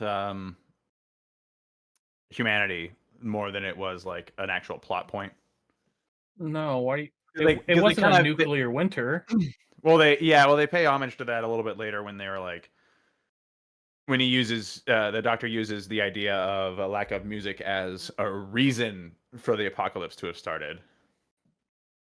So we get an exposition dump that I actually like, where the Doctor is talking about how at this point in time, another version of him is living in a junkyard in Totter's Lane with his granddaughter, Susan. The Susan name drop. What the hell? I want Susan back. Ooh, just add another part to my theory. It evolves. I need explanation on some of this because none of this made it. Like I had so many more questions than I had answers. This is a callback to the first ever episode of Doctor Who. The first Doctor in the junkyard with Susan, and her teachers think that there's something weird about her, so they follow her home to the junkyard, end up in the TARDIS, and the Doctor is grumpy and curmudgeonly, doesn't like them, and then, oh, will you believe that this is a time and spaceship? If I take you to another planet, you can hear the wheel of birds in the sky and touch the alien sand. Yes, it's good. And then they died. No, they lived very long lives, and one of the teachers was actually in a very recent. I think they were at the end of Power of the Doctor with the last episode of the 13th Doctor. I digress. Good explanation. Ruby, her reaction to, wait, you have a granddaughter? You have kids? And then his whole explanation of, well, we had this genocide, and I don't even know if she's still alive, sort of thing. Good callback. And the actress that played Susan is still alive. Bring her back. Bring her back. You want to. You want to. Jenny's still alive. We then get Ruby playing the piano, and it was confirmed by Russell T Davies that she's not. God damn it! No. She went off, fell into crash landed on a planet or ran into the sun and died. Ruby plays piano on the roof. What? And we get this lovely How often do you kill piano. off the companions? No. Wait a minute. Oh, we're not gonna get into the weeds here because we are gonna watch that at some point, and I don't want to. No. How dare you? How dare you do this to me? You're just gonna drop it. Yeah, fucking you know this right companion, now. this audience surrogate that we have, this person you fall in love with, and they weren't a proper companion. They were around for 2/3 of an episode. Oh, then I care a lot less. But fuck. There's a whole thing with that person too, the lady that played her. I'm gonna get into the weeds here just a little bit. So it was inevitable. The lady that played the person that we're talking about is the daughter of the 5th Doctor. In real life. 10th Doctor, yes. The 10th Doctor actor, David Tennant, married her. So the Doctor is the father of the Doctor from marriage. And this lady that we're talking about also went to school with the 6th Doctor's daughter. There's not much space in England. This is some JFK Abraham Lincoln shit right here. We get the beautiful scene, Ruby playing the piano on the roof, and we get all these people opening their windows, experiencing these intense, beautiful emotions. This lady right here. This poor old lady. She got what was coming to her. I hinted to Josh earlier before you got on about who this lady is, and I didn't tell him, so I wanted to save it for right now. That is June Hudson, who was the costume designer during the 4th Doctor era and helped design some of the 4th Doctor's scarves. Aww. It was she got what's coming to her indeed then. It was great to see her in an episode. She probably had in her contract, I want to get killed by something cool. So she hits a chord, something, and Maestro climbs out of the piano. You chord. And God, so scary. Yeah. And then I love how Maestro has like the same vibes as the Johnny Depp Queen, the Alice in Wonderland, the Queen of Hearts, with like the crazy orange hair. Just love it. I saw someone compare him to Pennywise with how like they're climbing out. Kind of, yeah. Definitely some Pennywise action going on too. If you like this style of villain, you really should watch the Toymaker special that's on Disney Plus. See, I think you're completely right because I love this style of villain. But I think the thing that's really selling this to me is I love Neil Patrick Harris and PH. I love this actor. Like the amount of scene chewing, man. Mustache twirling. It was... Oh, yeah, absolutely. But they weren't one-dimensional, which is not something I can say about this week's Star Trek Discovery episode, where their villain was one note. I'm evil for the sake of being evil. Ha ha. There was a lot of depth and complexity to this, and I really, really, really hope this isn't the last time we see Maestro. That was too good of a performance for one. I mean, it took 60 years for us to get the Toymaker back, so we almost got the Toymaker back in the 80s, and I'm very sad that they decided to do Trial of a Time Lord instead. I didn't realize that Toymaker was a callback. So, the Maestro climbs out of the piano, and we get the giggle. Yeah, wait. Is our pianos the only way that Maestro can transport? Like, can we just get rid of all pianos? Maybe. I don't know. No, we didn't see them travel in anything else. No. But we get the giggle, which, Alex, I know you don't know because it was from the Toymaker special. But it was arpeggiated. Ha ha ha ha ha ha ha. Yes. It was I was like going arpeggiated up and down a scale. I'm like, I noticed that too. That was in the special. That was the Toymaker's calling card. And so this is one of his legions, one of his pantheon. And that's, I think, going to be the trademark when we get these villains coming in, is that we'll get the giggle along with it. Oh, So, very interesting. The Doctor and Ruby run away and hide, which is very out of character for the Doctor. Well, yeah, because they did that in a 17 hertz. So, well, honestly though, like the Doctor now has been scared legitimately 2 out of 2 times in my experience with the Doctor. So the Doctor seems to be pretty cowardly as far as I'm concerned. Well, and again, this will go into different. my theory for later. Why was I scared? Well, because you were scared. You ran like a bitch. All right, I can't handle this. I'm running like a bitch. He explains why, because the last time he fought one of these gods, he literally got his soul ripped in half, and it created 2 Doctors, the only by generation.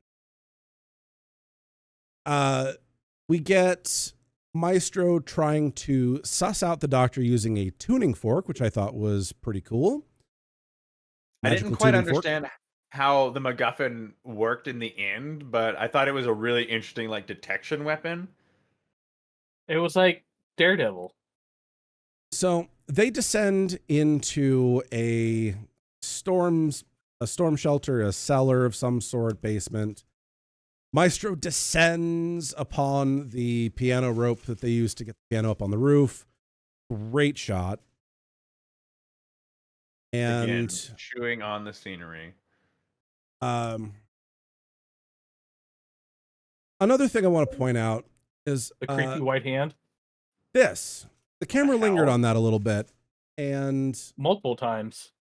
I don't think we've seen the last of these. I think these are going to play into the rest of the season as well. We've got so many threads going on. Dude, fucking white hand of Sauron. They're not connecting yet, but they will. Guarantee. Christopher Lee just walks out of the fucking scenery. So I'm going to try to... He wasn't dead? I'm going to try to wrap this up here a little bit quicker, because we are at almost 2 hours on recording. Is insane. I'm sorry, I have a lot of questions. It's fine. I'm enjoying this. So yeah, we get the white hand. Doctor creates a silence field using the sonic, and initially I did not like this because this is, again, something that the sonic has never been able to do before. But then I realized, you know what? Sonic. It uses sound. This would be like the second thing you'd ever do with one. Like if it were a sound tool, the first thing you do with a sound tool is make sound. The second thing you do is cancel sound. No, you point it at something and it goes dee, dee, dee, dee, and it's fixed. This made a lot more sense than the first special where the Doctor made bulletproof barriers in the air using the sonic. This made a lot more sense. Oh, I forgot about that. Yeah, I did not like that. This totally, like, having only seen these 2 episodes, I thought this was so apropos. I thought this was brilliant, and I thought that the sound design choices of having that little ringing and complete I thought that was just my normal ears. There was some added, I think. I thought this scene was awesome. Though I will say that I maybe I just missed it, but when the tuning fork is placed into the water and it overcomes the sonic screwdriver, the Maestro says audio and visual, and like that was supposed to be. I'll get to that. I will get. Okay, please, because I didn't understand that this whole like how this MacGuffin interacted with this MacGuffin and the secondary MacGuffin won, and then the explanation given for the winning didn't make any sense to me. You will understand why this is my realm in just a moment. So we do get the tuning fork in the water, which resonates the water, resonates the ground, resonates the air around the Doctor, I assume, because they're underground. Already resonating the air. Which shorts out the sonic. So great shot though, Lee.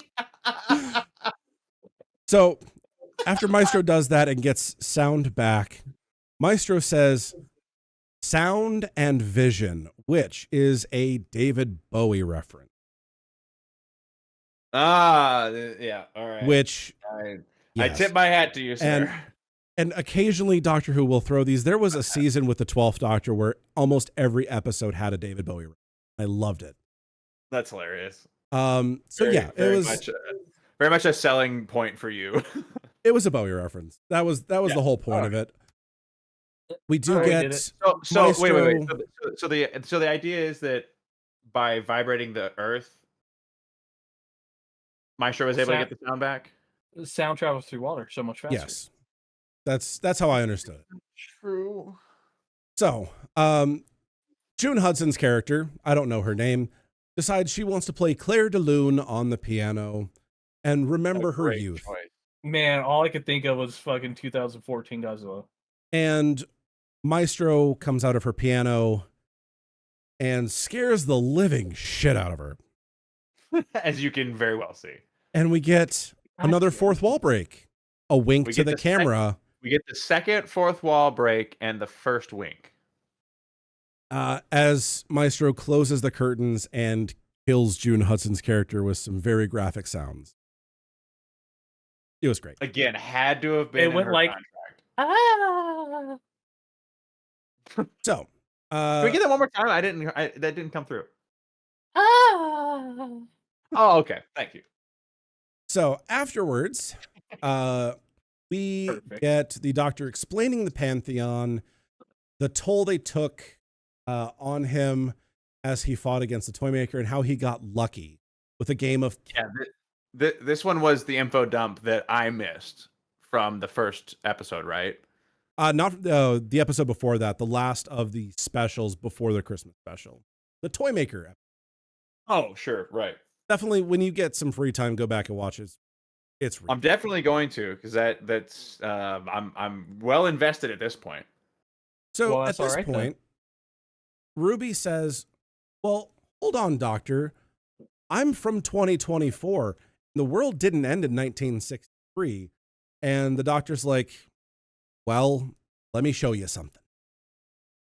And so this basically demonstrated to the new audience, being me, that we can't depend on things that happened direct. So like this basically completely undermined the bit of the butterfly effect from the first episode, which fine, but I didn't feel like. I don't think it did. Oh, it absolutely did. Like things that happen in the time that they inhabit in the past, directly, immediately, without breath in between, affected her immediately. But things that affected her timeline, and in fact, whether she would or would not exist in episode 2, do not affect her. Bootstrap theory. Here's the thing. He does say that he flips the butterfly button in the first episode, and therefore we can obviously this entire, like, disregard what just happened. So that could do it. It's one of those things where, because they fix the timeline, when she is from the timeline, it didn't affect her because they had already saved the universe, but they're in the middle of the situation right now. So time is in flux. So the whole situation, like if we were to translate that to the first episode's butterfly effect, the whole situation was the death and reincarnation of that butterfly, right? That's the. Yes. Tie a bow on it. It was 15 seconds, but very impactful. Yes, exactly. Okay.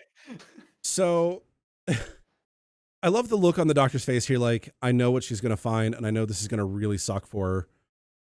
I don't even want to be a part of it. I love how honestly, for me, one of the things as someone who likes to wear boots, I love that he agitatedly, like resignedly, rested his right leg on his heel. I thought that was a really interesting, like, contemplative move from the character, because they kind of draw attention a little bit to it, but I thought it was really cool.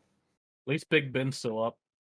Ruby steps outside and sees that her timeline now shows that London has been destroyed by nuclear winter. Well, we find out later that it's winter. Yeah, I don't think they fixed the smog. I liked the fact that she held out her hand, kind of like the Doctor did in the previous episode. With the snowflake? With the snowflake, but it was ash this time. And that's kind of a callback to previous Christmas specials where, oh, it's snowing on Christmas. No, that's just ash, because there was always something blowing up and burning in the sky on those Christmas specials. It never snowed. I thought that, honestly, I got the impression that it was ash. But for me, maybe this is me being heavy-handed, but I think I would have wanted them to actually say it. Or to point, or like, honestly, I thought for a second when she caught the snowflake and you could see it physically in her hand, I thought they were going to pan to it and show that it wasn't melting. They lingered on it for a little bit to show it wasn't melting. I think this was a subtle show don't tell moment. Yeah. I thought was nice after the last episode. I think you could have missed it if you weren't thinking about it being a nuclear winter. True. But I don't know. I don't think you needed to be heavy-handed because all three of us got that. The Brotherhood of Steel's coming. They'll be fine.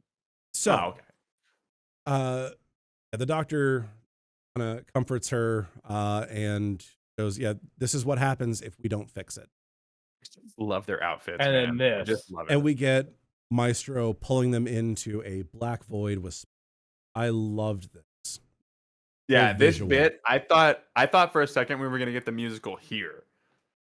I fucking hated the musical. So we then get Maestro explaining their intentions about how they want to kind of, destroy life in the universe so that they can have Aeolian tones throughout the universe. The music of the sphere. And that will be the final lament of the universe. Because I'm going solo, babe. Not necessarily evil, just misguided. So we get another fourth wall break with the timey-wimey line. Also, like, we... just to go back on that misguided thing, I think also, like, there's a little bit of a product of abuse line going through this scene too, where he talks about or where they talk about their relationship with the toy maker. Mm-hmm. So something that if you were watching this with caption, I do too, will be pointed out here. When Maestro is playing the music to cause the TARDIS to freak out and malfunction, Josh, do you know what song was playing? No, I didn't actually pay attention to that. It was called the Saxon theme. Josh gets it. The Saxon theme. So in a previous season, there was a running thing in the background where there were a lot of vote for Saxon posters, and Harold Saxon turned out to be the Master, a villain, a Time Lord villain that has kind of had a rivalry and a love-hate relationship with the Doctor since very early on, since the third Doctor. Mm-hmm. And so, are they a Time Lord? Harold, the Master, yes. And so we have established that the Doctor's not the only Time Lord. The Master's trapped inside of a golden tooth right now. The toy maker's golden tooth. The tooth. Yeah. Again, which, by the way, they grabbed at the end of the special. Someone grabbed. We don't know who. Oh, I felt like because of the little giggle they did, like it was supposed to be them, but it could have been the Master's wife. Well, I was gonna say, didn't you just say the whole Pantheon giggles in the same way that the Maestro did? We don't know. I assume, but this is the first one we've seen since the toy makers, so yeah. I don't know, but it looked like the hand of the Master's wife from what was it? End of Time, parts 1 and 2. I don't remember the name of the episode. It was that one with the Toclafane. I wonder what the whole of Doctor Who's runtime is. Like if you were to put it in minutes. About 48 hours. It was something like that. It's definitely longer than Probably- that. It was like 200 Probably and several months. it was 200 and maybe 80 something last I checked, but I'm sure it's more than that. 280 hours? At the very least. Wow. Well, let's find out. Because there's 10,022 minutes in a week. So the total runtime 7 of p.m. all 36 seasons of Doctor Who would be 28 36. days, 18 hours, and 5 minutes. It's so close to a month. Now, that includes Classic, New Who, Torchwood, and the Sarah Jane Adventure. Wait, What the hell is Torchwood and Sarah Jane? if you add in Torchwood, the total runtime is 30 days, 30 3 hours, and days. 27 minutes. What is Torchwood? Torchwood God. is a spinoff of Doctor Who. How It's- dare you? Oh my God, me, Josh. It's Oh not my great. God. How It's dare phenomenal. you? It's phenomenal. Back to the Devil's Chord. All right, let's get back to Again, the product. the Saxon theme plays. I think that is a reference to the Master.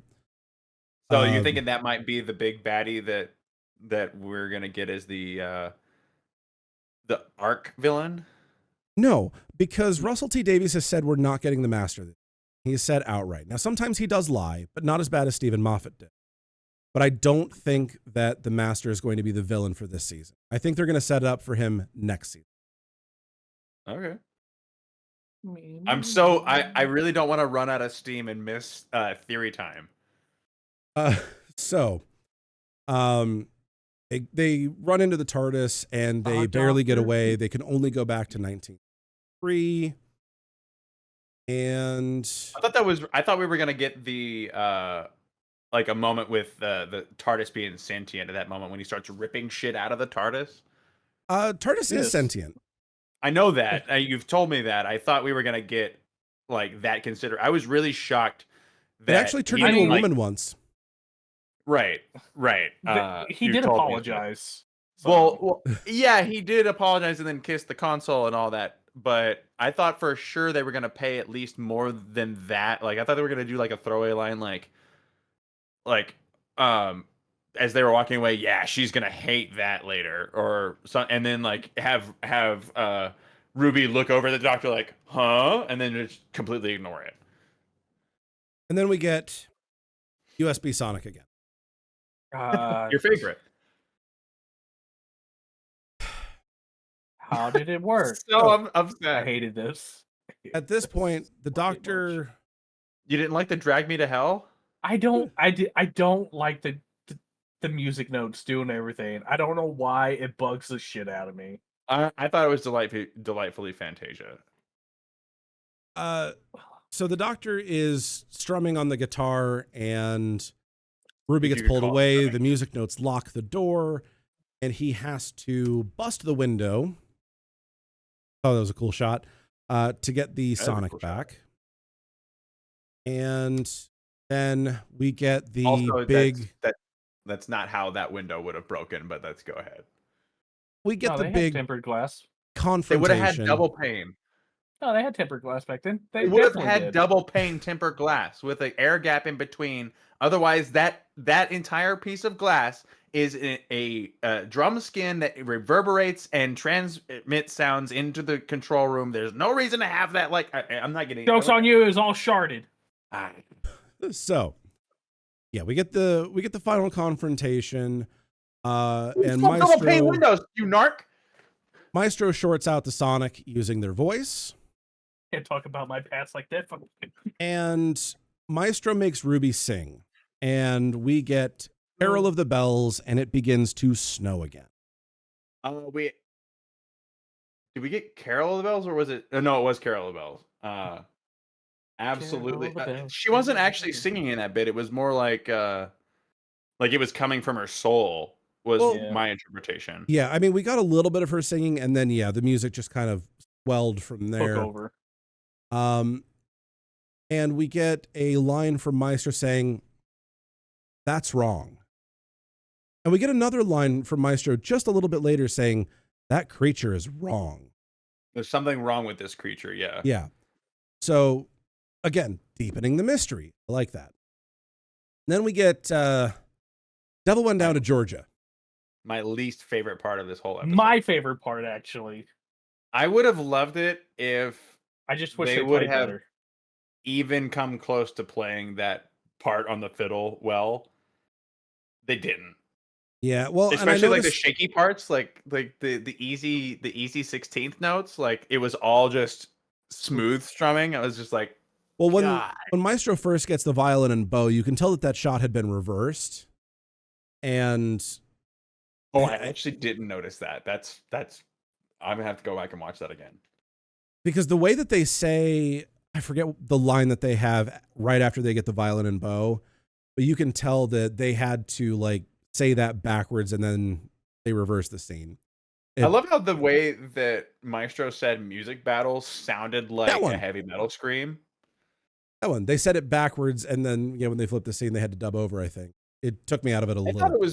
It felt a little out of place, but it was still the same actor. But I love how guttural it was, like music battle. It's like, oh yeah, let's go. Let's do it. After the music battle, the Doctor and Ruby, they win the music battle. The Devil Went Down to Georgia thing. And we get the Mrs. Mills piano and the Doctor trying to play the chord, but can't quite finish do you see that it's a scale? Can you see in this picture that it's a fucking scale, not a chord? That's the secret. Like, it's literally not a chord. It's not like chords are not played out on a time signature or on a piece of a notation that way. That's how you notate a scale. I know that you're playing it one note at a time, so you're playing it like a scale, but also you wouldn't go up the scale and then back down and then back up to make a fucking chord. This drove me up the fucking wall. You understand. You made the whole episode about music. You understand music. You have musicians on staff. What is this? Oh, see, I thought it played out so well. They were trying to stretch out and increase the drama. I get it. And it should have been ascending. This fell. It should not have been. That is a melody.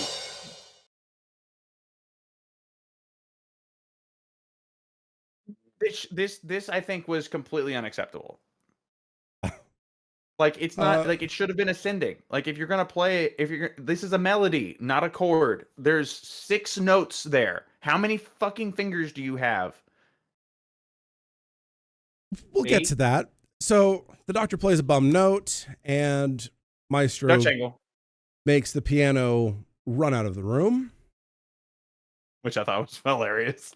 They then play a bugle and trap the Doctor in a timpani and Ruby in a bass. I thought that the firstly hated the bass because the sound that was playing was clearly on the bass string and Maestro's hands were on the treble string. Secondly, I thought for sure that these were going to be dimensional doors, like bags of holding. But when they have that shot eventually of the Doctor inside the timpani, he's just inside the timpani. He's just inside the fucking bass. I thought there would be voids, but there weren't. It's just like, all right, you're just inside the bass now. I can't breathe as she just has her fingers out of the hole. Well, yeah, I'm imagining like at that point, like the Maestro just like made the space fit the body in any contorted space. So like Ruby's feet are like above her head and her chest is compressed or some shit. Like, I'm not gonna lie, I wish they Ace Ventura'd this and just had her like crawling out like okay, all right, that would have sold the entire episode to me. Absolutely. Let's get some Ace Ventura action. So John and Paul find the piano and they do play it like a chord. They do. And but the notes are not like that's not how you would ever represent a chord as they were high during this, so they didn't know. They didn't start doing drugs till later on in their career anyway. But you don't even think about like that's not how you would think about a chord as you sit down. You would think about chord in a directional manner. Maestro gets banished, pulled into the piano. We get a One Who Waits reference. Mm-hmm. Yeah, which we've got from the Toymaker as well. And Do we have The an Doctor idea and of the Ruby go one? up onto the roof, Chris and Wade. what's that on the billboard? I didn't notice that the first time. It's queer. Hidden in plain sight, like Russell T Davies likes to do.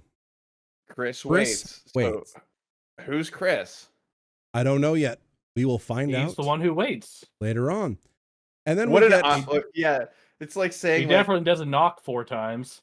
Well, I'm imagining it being something like, yes, the entrenched upon darkened one. His name is Billy. we get God damn, a I gotta send you Doctor something fourth to wall Billy. break. Yeah, the And second wink of the episode and the fourth wall break. there's always a twist at the end. We get the incredibly long, drawn out Was that musical not number. Yeah. That was And then just Harbinger again. It was another appearance of Harbinger. And So they just kind of walk away into the background like, all right, I'm still here. Yeah. That's one that will appear later on. We will see him again, for sure. Dr. Ruby dance on the Abbey Road crosswalk, and it lights up for some reason. Again, this goes into my theory. So this is very clearly a callback to I forget the name of the toy shop in New York, but they had they were known for this. I cannot believe I'm forgetting the name. Huh? The movie Big. Yeah, that's the movie Big. The movie Big featured that toy store in New York, and it was a staple. So like they had that floor piano. This is very much a callback to that, I think. But they didn't do it in any meaningful way. I thought it was really poorly done. Yeah. I did not like the dance. I've watched it twice. I've been told to watch it a couple times and see if I like it more. I don't. It's not. Again, this is going to go to my theory, which I will get to very soon, because it is getting very late. Yeah, we did get a preview for the next episode, Boom, which is penned by Stephen Moffat. Very excited. That one is going to be good.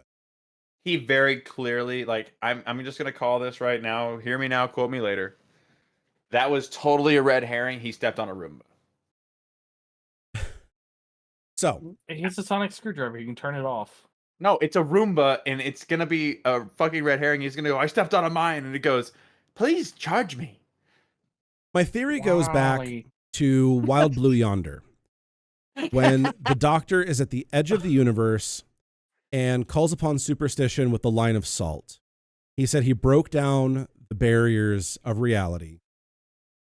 And that is why the toy maker got through, and that's why Maestro is getting through. And I think that reality is starting to break down, and that's why we're getting these fourth wall breaks. I think that's why we're getting these odd dance numbers and things that don't make sense in context. And I think, and quote me if I'm wrong, I think by the end of the season, they're either going to be in an alternate reality and have to find their way back, or at some point, they're going to realize they are in a TV show. I was going to say, like, I don't know if you could walk back from the latter. I think the former would be really interesting, though. I think they could do it. If anyone can do it, Doctor Who can. If they're, I'll give you that. We're in a reality where we're in a TV show. We need to get back home. Something like that. I feel they did it with Supernatural. But at that point, you'd be compared to Rick and Morty. I find it where we got the Susan Twist cameo in this episode, and it was prolonged, and we got a mention of Susan. I'm thinking Susan Twist's character might be Susan, the Doctor's granddaughter. That would be nice. And I think Mrs. Flood from Church on Ruby Road, because she knew what a TARDIS was. I'm hoping that she might be the Ronnie. Wait, so remind me, is Susan Twist the actor's name or the character's name? The actor's name. The characters I don't think have had a name. Because I was just thinking, like, because they've been pretty heavy-handed with things being literal. Which one was Susan Twist? The one that you think is the Time Lord? The one that I think is potentially Susan. She doesn't seem malevolent, but she might be. She was the lunch lady? Yes. Yeah, and then there's always a Susan Twist at the end. And that Very well. That's what I'm thinking. Is that was a reference. Yes. I made that reference before you Did got on. you make that? Okay, you probably programmed me to make that reference. I've been thinking that for most of this last week as well. I just made the connection. I'm slow to the uptake apparently. So yeah, I've seen that theory Scott's talking about, but they're doing it for the entertainment of the Pantheons. That would make sense too. So, but it's so weird. Like honestly, especially for like a new viewer, the musical number at the end felt bizarre. Well, Yeah. I think it will age better once we find out what's going on. As of right now, It does feel very off. It felt very shoehorned in. It felt like it wasn't really deserved, but I think we'll get there to where it makes sense in context. You were so just out of context. Like, I mean, there's no reason. The theory going around right now, Ruby might not technically be real. That's what I've heard as well. Too perfect of a companion. Like, we're having a full-on like hallucination crisis. Not necessarily, but she may be extra reality. I don't know. We'll have to wait and see. I'm sure we'll get more hints, more mystery in the next episode. Overall, what'd you guys think of Space Baby? Looks terrible. 3 out of 10. After my rewatch, I liked it a lot more. I did not like it on my first viewing. I would give it probably a 5.5 out of 10. Not the Devil's Chord. Liked it better. Still didn't enjoy it that much. Easy 8 for me. I see Space Babies. I would have given like Alex probably like a 3, maybe a 4. Devil's Chord probably the highest I probably go is maybe a 6. I would give it a 7. I think it was a much stronger episode than the first one. Oh, it was much stronger. But I think we're gonna get more quality as time goes by. If the Maestro had not been there, that would have probably been no greater than a 5. Yeah, I agree. I really liked a lot of the premises. I loved, especially as a musician, I really dug the music angle. I love the homage to music being a staple of humanity and a thing that makes us more healthy. So like that really spoke to me personally, but I think the Maestro really was such a great highlight for me. An easy 8 for me. All they had to do was make that story work at least a little bit, and I would have eaten it up. I was entertained. Yeah, so the Maestro is a really good villain for it. It's just there were some writing things. Just I don't know. I couldn't get behind. That. It is unfortunately getting late. We're going on almost 2.5 hours, so I think this is as good a place as any to call it for this episode of Gallifreyan Gatherings. I want to thank you, both of you guys, for joining me, starting this podcast. Very excited to see where this goes. I'm not sure how we're going to handle releasing this. I know we're going to put this episode for sure on YouTube, and then we may do audio format going forward with like a Patreon exclusive video. Haven't decided yet. We'll figure it out. But with that, thank you all so much for joining us. Hope you all have a wonderful week. We will be back next week with a review of the Stephen Moffat penned Boom. And I'm sure we'll get a much stronger showing from Doctor Who. Because here comes the boom. Comes the boom. All right. Well, thank you all for joining us. Have a great week. We will catch you all. Bye-bye. Goodbye.